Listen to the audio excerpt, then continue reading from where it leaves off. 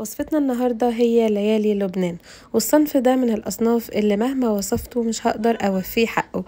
بصراحة طعمه خطير، حاجة كده كريمية غرقانة في الحليب، وفيها طعم القشطة مع المستكة ومية الورد. من الأصناف الباردة اللي هتبقى حلوة قوي في الصيف وهتعجبكم، وكمان بتخلص في دقيقتين، سريعة قوي. يلا بينا على الطريقة. أول حاجة هبدأ بتجهيز الشربات. في حلة متوسطة على النار هضيف فيها 1.5 كوب من السكر وشريحة ليمون وكوباية من المية. هبدأ أقلبهم مع بعض، وأول ما يغلوا كده هسيبهم لمدة 3 دقايق يغلوا على النار. بعد كده هضيف معلقة صغيرة من مية الزهر وهسيبهم على جنب لحد ما يبرد. في حلة على النار هضيف 5 كوبايات من الحليب، يعني كيلو وكوباية، زائد كوباية من السميد، وبيكون ناعم بالشكل ده. ده النوع اللي هحتاجه، ولو عندك الخشن شوية مفيش مشكلة هتضيفيه على الحليب، وزائد نص كوباية من السكر. هقلبهم مع بعض لحد ما القوام كله يتجانس واحس ان حبيبات السكر دابت تماما. بعد كده جهزت الهون بتاعي وضفت فيه 3 فصوص مستكة صغيرين ومعلقة صغيرة من السكر. بتطحنيهم كده مع بعض وتضيفيها على خليط الحليب والسميد. وطبعا الحليب بيلقط طعم المستكة كده بسرعة، فهتلاقي الخليط كله طعمه بقى مستكة، كل ده من 3 فصوص بس صغيرين. هنستمر في التقليب لحد ما القوام يبدأ يتقل ويعمل كده فقاعات على الوش. هنطفي النار كده على طول ونحط معلقة صغيرة من مية الزهر، ودي اختيارية، بس هي ده الأصل بتاع ليالي لبنان. ونقلبه كده بالشكل اللي انتوا شايفينه. طبعا هو بيمسك بسرعة، فمش عايزين نتأخر عليه، وعايزين نصبه على طول في الطبق البايركس بتاعنا. انا جبت هنا اكبر صينية بايركس في الطقم، ممكن تعملوها في صواني حجم اصغر، ودهنتها بالفرشة كده بالشربات ومن الجوانب كويس. وبعد كده صبيت الخليط، ولازم اصبه وهو سخن علشان يتصب كده معانا، ونسويه كده بالمعلقة السيليكون بالراحة بحيث السطح كده يبقى شكله متجانس. واديها كده خبطتين واحطها في التلاجة. بعد كده هجهز طبقة الكريمة بتاعتي، هي عبارة عن قشطة وكريم شانتيه.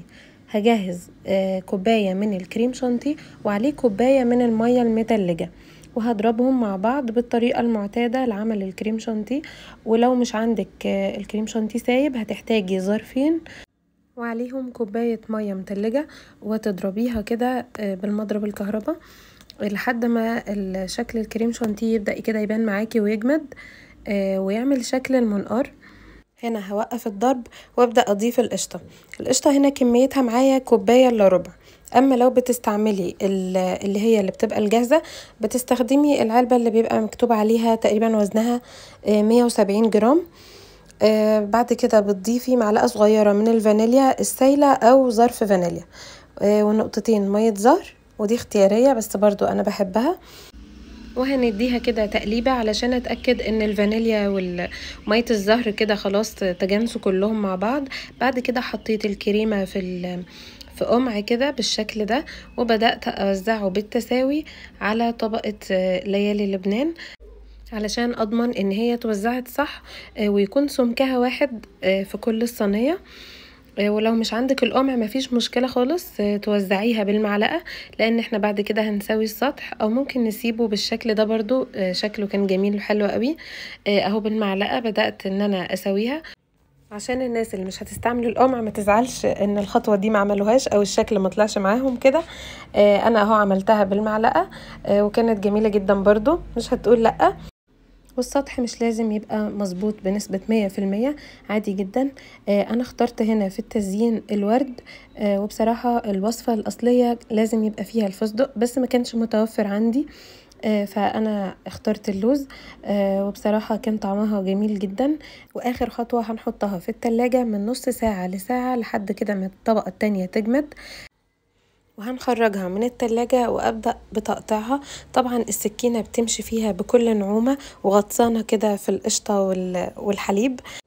وهقدمها في الطبق، ومعاها بعد كده الشربات اللي كنا مجهزينها بتتصب على القطعة وقت التقديم. وممكن تحطوا الشربات جنبها بدون ما تصبيها على القطعة، واللي هياكلها بقى هو اللي يظبط كمية الشربات مع القطعة.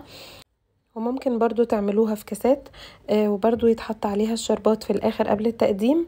جربوها في البيت هتعجبكم قوي واحلى من بره بكتير قوي.